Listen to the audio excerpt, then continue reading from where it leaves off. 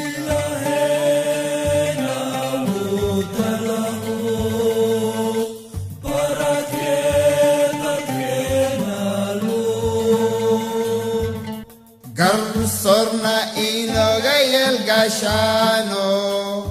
Allah namideyo amni iyo gonimo iyo isku filan Allah naguraji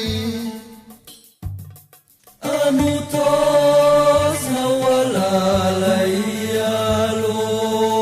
Aniska shifil kenagumne Inago ishilkan hagar laan ku howlan dalkenan Kenya oo aanu jecelnahay ilaalintiisa aan abid ku dadaalno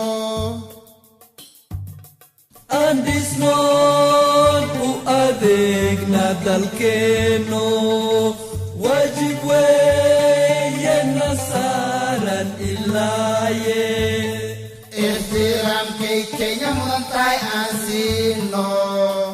umidowna hil-ogo iskaashina samayno